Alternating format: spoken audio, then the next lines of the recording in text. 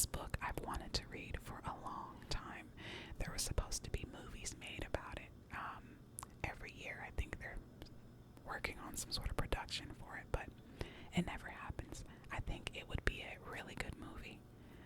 Anyway, let's jump right into it.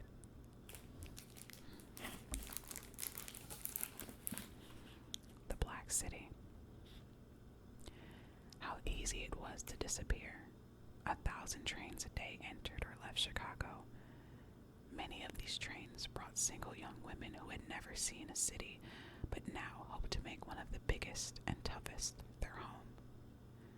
Jane Addams, the urban reformer who founded Chicago's Hull House, wrote, "Never before in civilization have such numbers of young girls been suddenly released from the protection of the home and permitted to walk unattended upon the city streets and to work under alien roofs. The women sought work as typewriters, stenographers, seamstresses, and weavers. The men who hired them were for the most part moral citizens intent on efficiency and profit, but not always. On March 30th, 1890, an officer of the First National Bank placed a warning in the help wanted section of the Chicago Tribune to inform female stenographers of, quote, our growing conviction that no thoroughly honorable businessman who is this side of dotage ever advertises for a lady stenographer who is a blonde, is good looking, is quite alone in the city, or will transmit her photograph. All such advertisements upon their face bear the marks of vulgarity, nor do we regard it safe for any lady to answer such unseemly utterances. The women walked to work on streets that angled past bars, gambling houses, or in bordellos. Vice thrived with official indulgence. Quote, the parlors and the bedrooms in which honest folk lived were, as now, rather dull places, wrote Ben Haight late in his life, trying to explain this persistent trait of old Chicago. It was pleasant in a way to know that outside their windows, the devil was still capering in a flare of brimstone. In an analogy that would prove all too apt, Max Weber likened the city to a human being with his skin removed.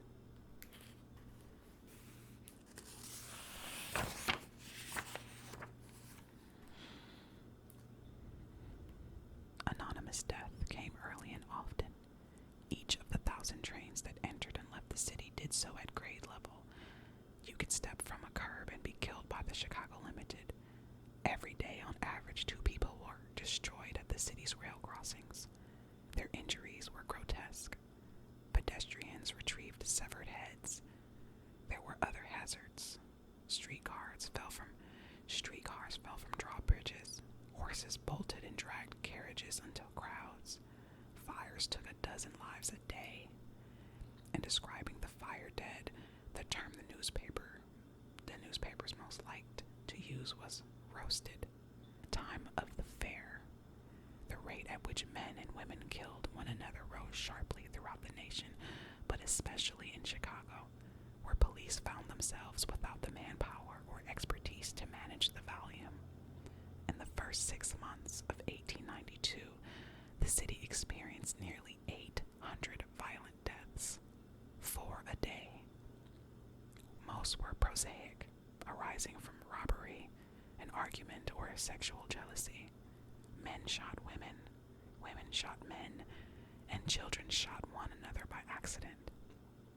But all this could be understood. Nothing like the Whitechapel killings had occurred. Jack the Ripper's 5-murder spree in 1888 had defied explanation and captivated readers throughout America who believed such a thing could not happen in their own hometowns. But things were changing. Everywhere one looked, the boundary between the moral and the wicked seemed to be degrading. Elizabeth Cady Stanton argued in favor of divorce. Clarence Darrow advocated free love. A young woman named Bourdain killed her parents. And in Chicago, a young, handsome doctor stepped from a train, his surgical valise in hand. he entered a world of clamor, smoke, and steam, refulgent with the sense of murdered cattle pigs. He found it to his liking. The letters came later from the Segrands, the Williamses, the Smiths, and untold others addressed to that strange, gloomy castle at 63rd and Wallace, pleading for the whereabouts of their daughters and daughters' children.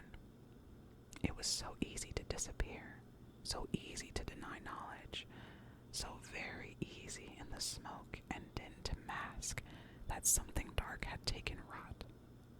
This was Chicago on the eve of the greatest fair in history. On the afternoon of Monday, February 24th, 1890, 2,000 people gathered on the sidewalk street outside the offices of the Chicago Tribune. As similar crowds collected at each of the city's 28 other daily newspapers and in hotel lobbies and bars and at the offices of Western Union and the Postal Telegraph Company. The gathering outside the Tribune included businessmen, clerks, traveling salesmen, stenographers, police officers, and at least one barber. Messenger boys stood ready to bolt as soon as there was news worth reporting.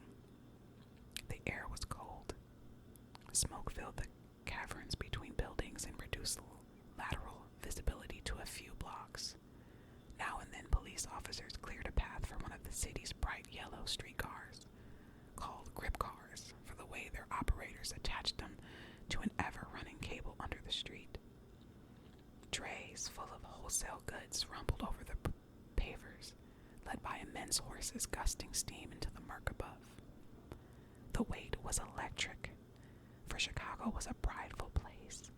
In every corner of the city, people looked into the faces of shopkeepers, cab drivers, waiters, and bellboys to see whether the news had already come and whether it was good or bad. So far, the year had been a fine one.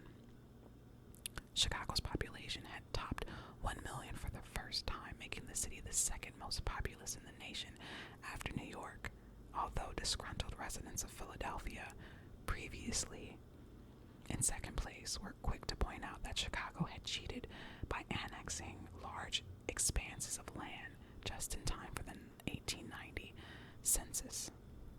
Chicago shrugged the snipping off. Big was big.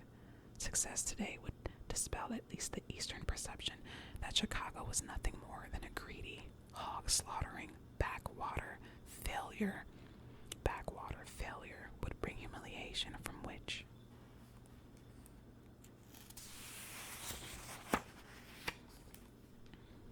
the city would not soon recover, given how heartily its leading men had boasted that Chicago would prevail.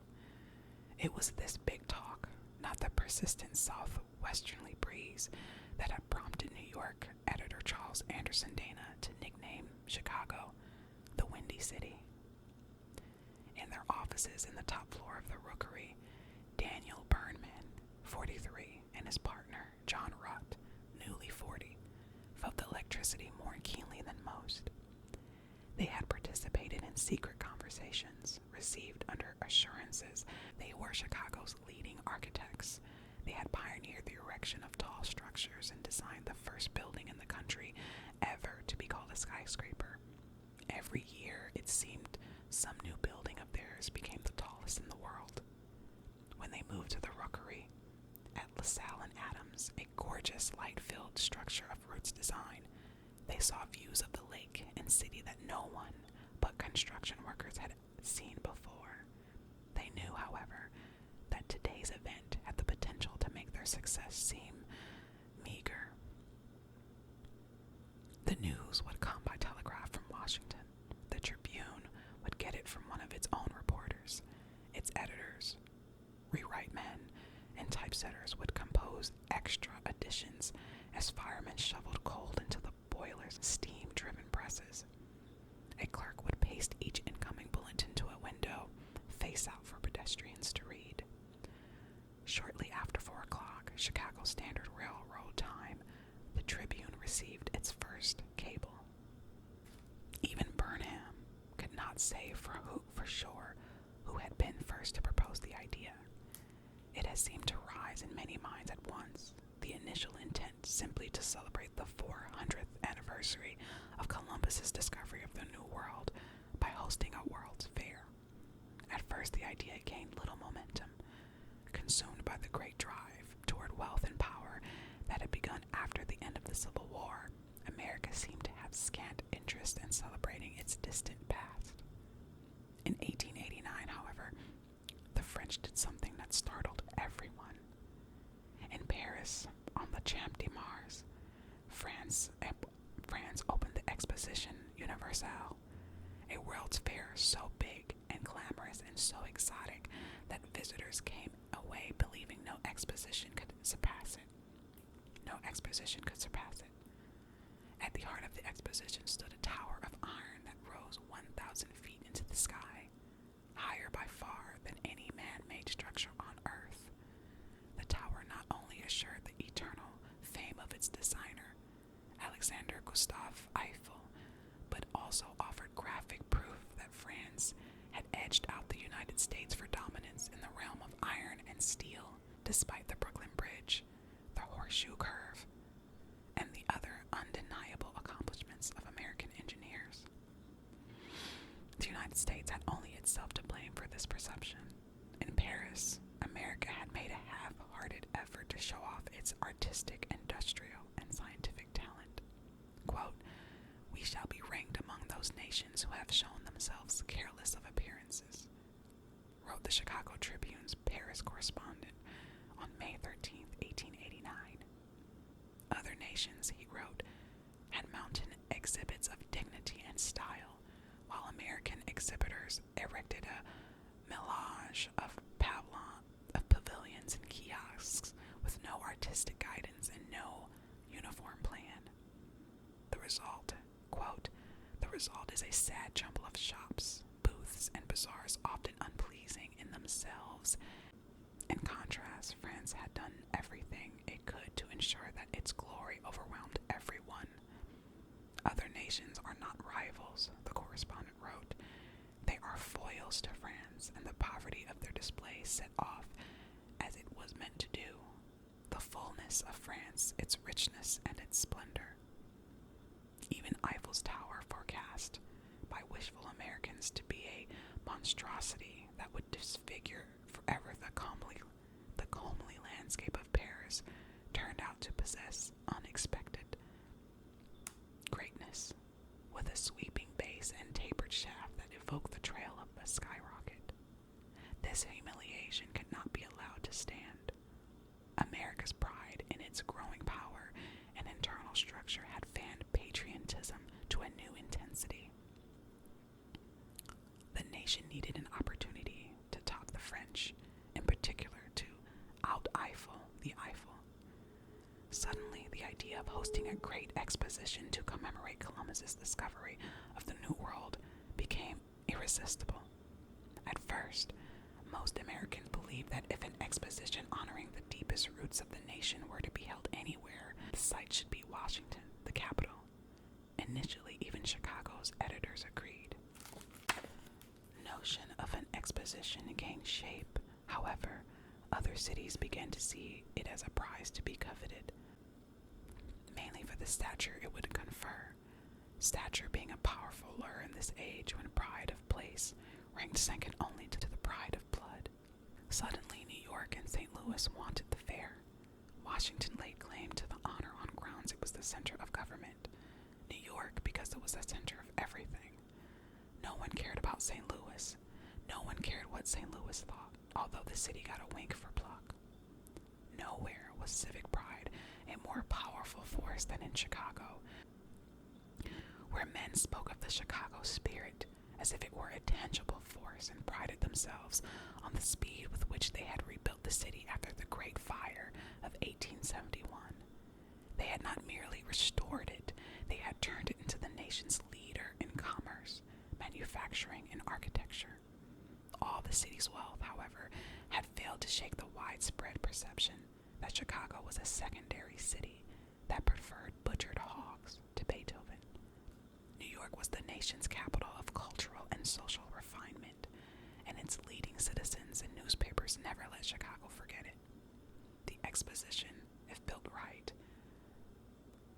if it topped Paris, might dispel that sentiment once and for all. The editors of Chicago's daily newspapers, upon seeing New York enter the contest, began to ask, why not Chicago? The Tribune warned that the hawks, buzzards, vultures, and other unclean beasts creeping, crawling, and flying of New York are reaching out to get control of the fair. On June 29th, 1889, Chicago's mayor, DeWitt C. Kreger, announced the appointment of a citizens committee consisting of 250 of the city's most prominent men. The committee met and passed a resolution whose closing passage read, quote, "The men who have helped Chicago want the fair, and, having a just, well-sustained claim, they intend to have it." End quote.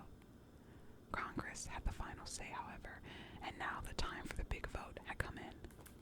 A Tribune clerk stepped to the window and pasted the first bulletin. The initial ballot put Chicago ahead by a big margin, with 115 votes to New York's 72. St. Louis came next, followed by Washington. One congressman opposed having a fair at all and out of sheer cussedness voted for Cumberland Gap. When the crowd outside the Tribune saw that Chicago led New York by 43 votes, it exploded with cheers and whistles and applause. Everyone knew, however, that Chicago was still 38 votes shy of the major majority needed to win the fair. Other ballots followed. Daylight faded to thin broth. The sidewalks filled with men and women leaving work, typewriters. The women who operated the latest business machines streamed from the Rookery, the Montauk, and other skyscrapers, wearing under their coats the customary white blouse and long black skirt that so evoked the keys of the Remingtons. Cab drivers cursed and gentled their horses. A lamplighter scuttled along the edges of the crowd, igniting the gas jets atop cast iron poles. Abruptly, there was color everywhere. The yellow streetcars and the sudden blues of telegraph boys jolting past with satchels full of joy and gloom. Cab drivers lighting the red night lamps at the backs of their hansoms. A large gilded lion crouching before the hat store across the street. In the high buildings above, gas and electric lights bloomed in the dusk like moonflowers. The Tribune clerk again appeared in the newspaper's window, this time with the results of the fifth ballot. Quote, "The gloom that fell upon the crowd was heavy and chill," a reporter observed. New York had gained 15 votes. Chicago, only 6. The gap between them had narrowed. The barber in the crowd pointed out to everyone in his vicinity that New York's additional votes must have come from congressmen who previously had favored St. Louis. This revelation caused an Army Lieutenant Alexander Ross to proclaim, "Gentlemen, I am prepared to state that any person from St. Louis would rob a church." Another man shouted, "or poison his wife's dog." The last drew wide agreement. In Washington, the New York contingent, including Chauncey Depew, president of the New York Central and one of the most celebrated orators of the day, sensed a tide change and asked for a recess until the next day. On learning of this request, the crowd outside the Tribune booed and hissed, correctly interpreting the move as an attempt to gain time to lobby for more votes.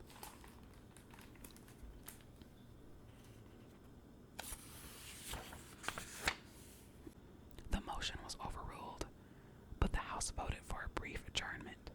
The crowd remained in place.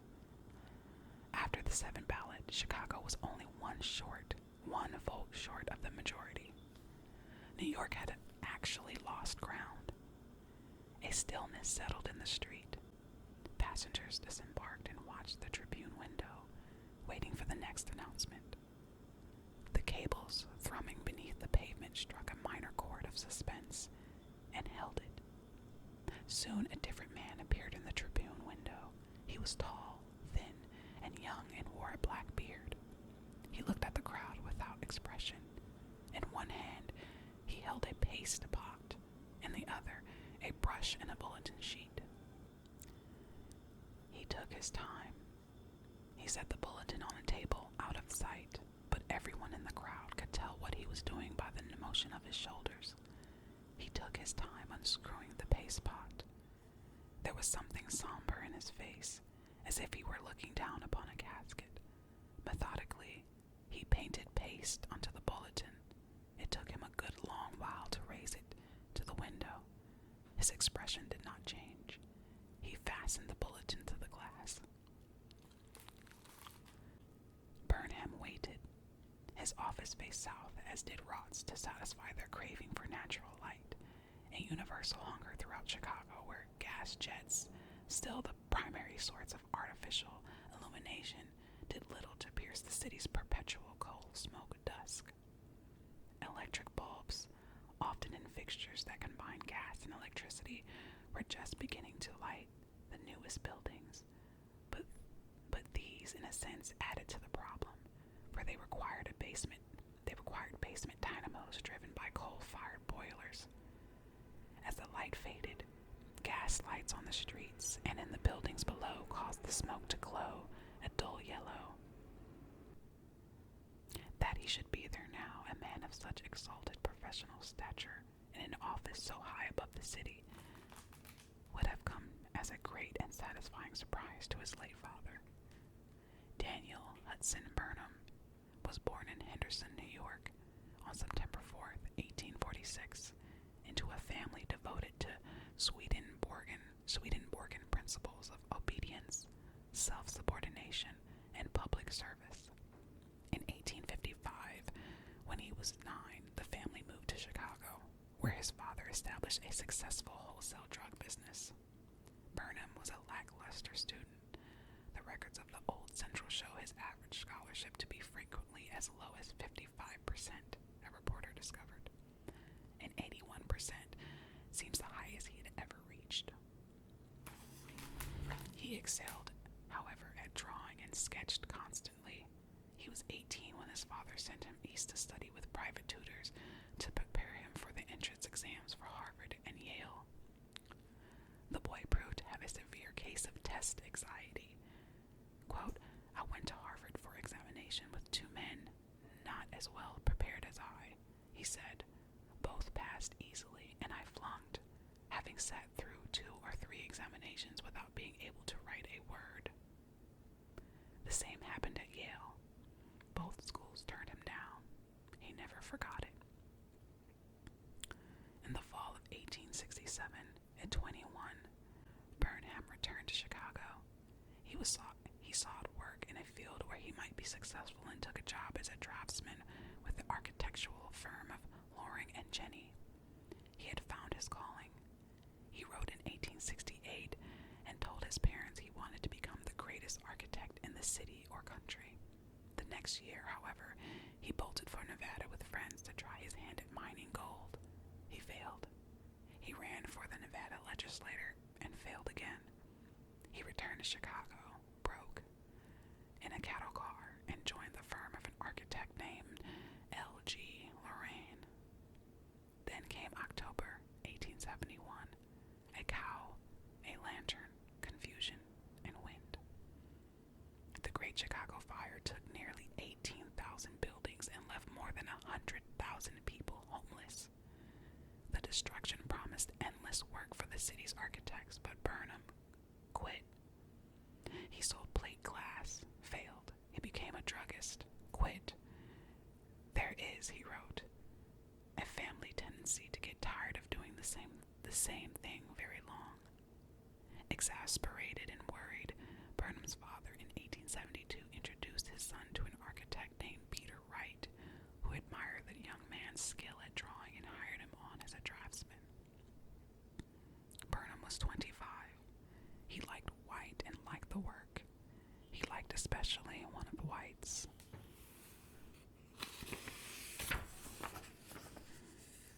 Older draftsman, a southerner named John Wilborn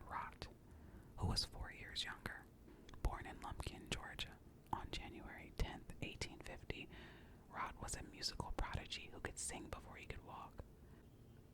During the Civil War, as Atlanta smoldered, Rod's father had smuggled him to Liverpool, England, aboard a Confederate blockade runner.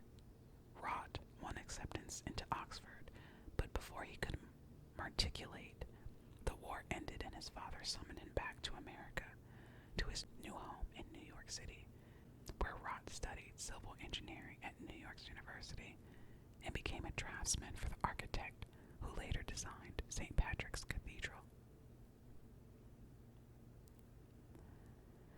I think I'm going to end it right there, guys. What do you guys think will happen next? Well, if you know the story, I guess you'll know what happened next. It's based on true events about a serial killer who kidnapped thousands of people and killed them in a murder house that he built just to murder people. Anyway, I'll be back where I pick up where I left off. Please be sure to like and subscribe to my channel for more.